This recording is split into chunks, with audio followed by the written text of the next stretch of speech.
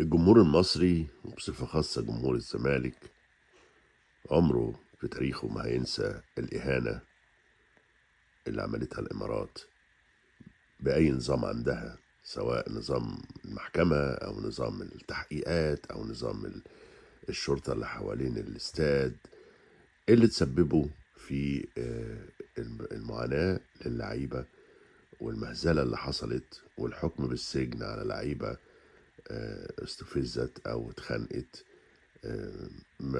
مع العلم ان الرياضة دايما يحصل فيها خناقات ودايما يحصل فيها مشاكل، بس عمرنا ما شفنا قرار حبس. طبعا حصل عفو، بس طز في العفو يعني احنا مش بنرحب بالعفو، لانه من الاساس ما كانش مفروض يحصل قرار حبس او تعنت بالطريقة دي ضد لعيبة مصريين خيرهم على العالم العربي كله.